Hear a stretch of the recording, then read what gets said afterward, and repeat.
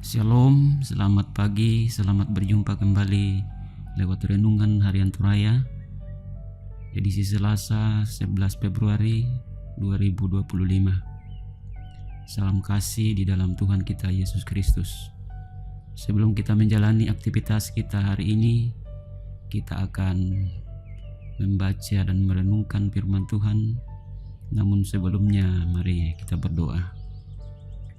Ya Tuhan Allah Bapa kami di dalam surga, Allah yang kami muliakan, Allah yang kami sembah di dalam anak-Mu Yesus Kristus, kami datang menaikkan puji syukur kami kepadamu oleh karena kasih dan pertolongan-Mu tidak pernah berkesudahan kami alami dalam kehidupan kami. Secara khusus ya Tuhan, Engkau boleh membangunkan kami di pagi yang indah ini dengan penuh keberkatan. Kami bersyukur ya Tuhan, kami masih berikan napas kehidupan sehingga kami boleh menjalani kehidupan hari ini dengan penuh sukacita. Kami akan membaca dan merenungkan firman-Mu. Tuhan kiranya menuntun menyertai kami, memperlengkapi kami dengan hikmat yang asalnya daripada-Mu, sehingga firman-Mu yang akan kami baca dan dengarkan boleh mengambil bagian di dalam hati kami. Ini doa kami Tuhan, kami sampaikan, kami alaskan dalam anak-Mu Yesus Tuhan dan Juru Selamat kami. Amin. Firman Tuhan yang akan kita baca pada pagi hari ini yaitu terdapat di dalam 1 Samuel pasal 9 ayat 15 sampai pasal 10 ayat 1. Firman Tuhan berbunyi demikian, Saul diurapi menjadi raja. Tetapi Tuhan telah menyatakan kepada Samuel sehari sebelum kedatangan Saul demikian, besok kira-kira waktu ini aku akan menyuruh kepadamu seorang laki-laki dari tanah Benyamin. Engkau akan mengurapi dia menjadi raja atas umat Israel, dan dia akan menyelamatkan umatku dari tangan orang Filistin. Sebab aku telah memperhatikan sengsara umatku itu, karena teriakannya telah sampai kepadaku. Ketika Samuel melihat Saul, maka berfirmanlah Tuhan kepadanya, inilah orang yang kusebutkan kepadamu itu. Orang ini akan memegang tampuk pemerintahan atas umatku. Dalam pada itu Saul datang mendekati Samuel di tengah pintu gerbang dan berkata, maaf, di mana rumah pelihat itu? Jawab Samuel kepada Saul, katanya, akulah pelihat itu. Naiklah mendahului aku ke bukit. Hari ini kamu makan bersama-sama dengan daku. Besok pagi aku membiarkan engkau pergi dan memberitahukan kepadamu segala sesuatu yang ada dalam hatimu.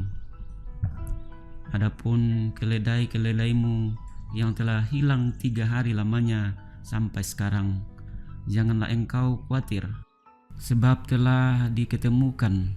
Tetapi siapakah yang memiliki segala diingini orang Israel?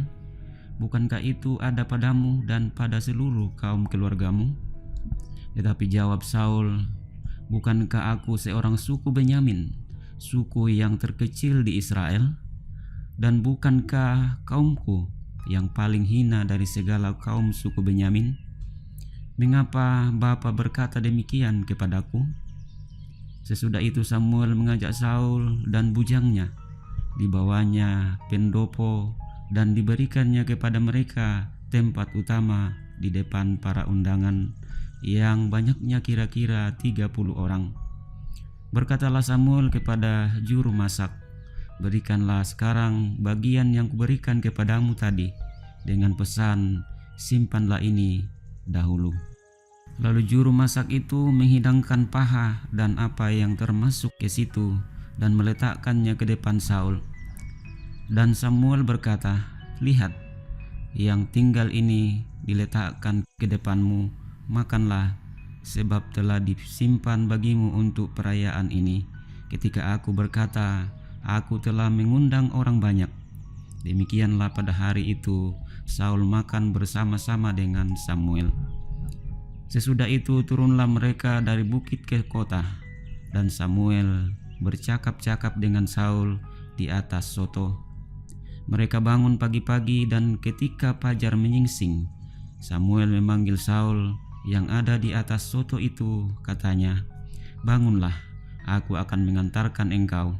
Lalu Saul bangun dan mereka keduanya pergi keluar, yakni ia dan Samuel. Ketika mereka turun sampai ke ujung kota, berkatalah Samuel kepada Saul, "Katakanlah kepada bujang itu, supaya ia pergi mendahului kita, tetapi berhentilah engkau sebentar, maka aku akan memberitahukan kepadamu firman Allah." Lalu Samuel mengambil buli-buli berisi minyak, dituangkannya lah ke atas kepala Saul, diciumkannya lah dia sambil berkata, "Bukankah Tuhan telah mengurapi engkau menjadi raja atas umatnya Israel? Engkau akan memegang tampuk pemerintahan atas umat Tuhan, dan engkau akan menyelamatkannya dari tangan musuh-musuh di sekitarnya. Inilah tandanya bagimu bahwa Tuhan telah mengurapi engkau menjadi raja atas miliknya sendiri."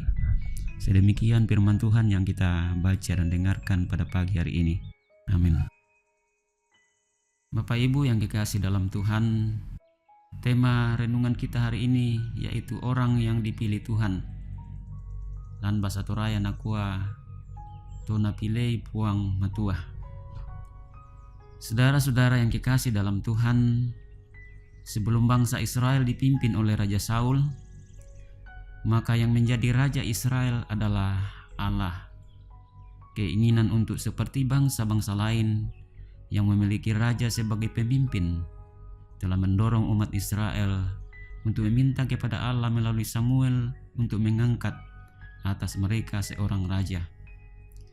Allah merestui keinginan mereka sekalipun di mata Allah itu ada wujud penolakan mereka kepada Allah dan memberitahukan kepada mereka kewajiban-kewajiban mereka terhadap hidup seorang raja. Allah menunjukkan kepada Samuel sosok yang dapat menjadi raja atas Israel, yaitu Saul dari suku Benyamin. Dan Allah sendirilah yang memberi petunjuk kepada Samuel hingga tiba pada titik di mana ia mengurapi Saul menjadi raja Israel.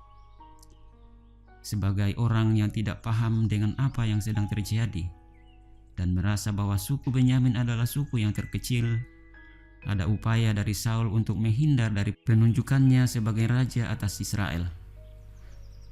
Namun pun demikian, ia tidak dapat mengelak lagi ketika atas nama Tuhan minyak urapan telah ditumpahkan ke atasnya, dan bahwa Tuhan sendirilah yang menilai dan menetapkannya sebagai orang pilihannya untuk memimpin Israel menghadapi musuh-musuhnya.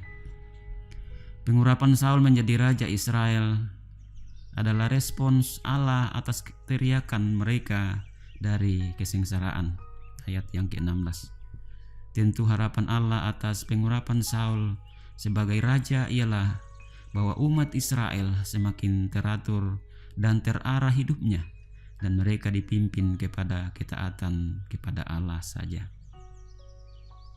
Saudara-saudara yang kekasih dalam Tuhan, kisah pengurapan Saul sebagai raja atas Israel mengajar kita bahwa Allah selalu peduli terhadap pergumulan dan kebutuhan umatnya, bahwa Allah selalu berlimpah dengan kasih setia kepada umatnya sekalipun mereka berulang-ulang menolak tuntunan Tuhan yang sesungguhnya raja atas hidup mereka, bahwa Allah berdaulat untuk memilih dan menetapkan orang yang hendak dipakainya menurut ukuran Allah sendiri dan bukan menurut ukuran manusia, bahwa orang yang telah dipilih dan ditetapkannya berkewajiban memberi diri untuk melakukan kehendaknya.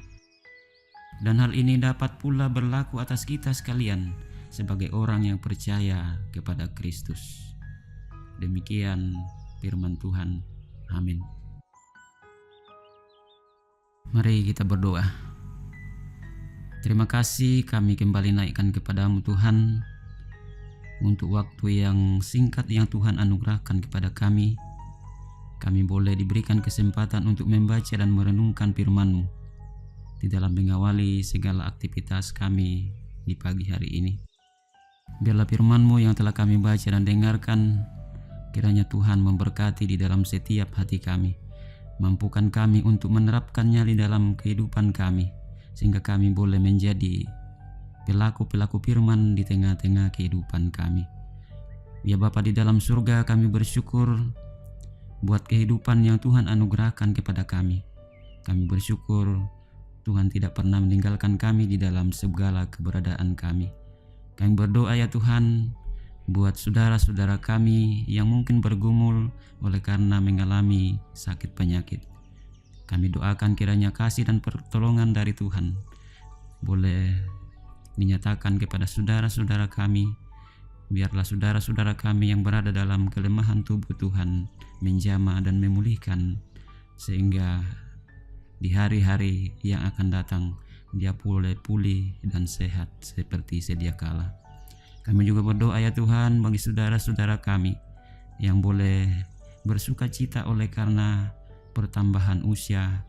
Tuhan senantiasa memberkati mereka, memberkati di dalam kehidupan mereka, sehingga lewat pertambahan umur ini mereka semakin taat dan setia kepada Tuhan, dan mereka senantiasa syukuri di hadapan hadirat-Mu. Secara khusus ya Tuhan, kami berdoa buat pembangunan gedung gereja yang sementara berjalan. Ke dalam tangan-Mu kami serahkan pembangunan ini Tuhan. Biarlah kasih dan pertolongan Tuhan boleh dinyatakan kepada anggota jemaat-Mu, sehingga anggota jemaat-Mu senantiasa diberkati oleh Tuhan, diberkati lewat tugas dan pekerjaan, sehingga lewat topangan dan dukungan doa dari warga jemaat, pembangunan gereja ini boleh selesai dengan baik. Bapa di dalam surga, sertai dan peliharakan kami Tuhan di dalam menjalani kehidupan hari ini. Ini doa syukur kami bawa, kami alaskan di dalam anak-Mu Yesus, Tuhan dan Juru Selamat kami. Amin. Demikian renungan harian Toraya pada pagi hari ini. Semoga menjadi berkat bagi kita semua. Selamat beraktivitas, Tuhan Yesus memberkati.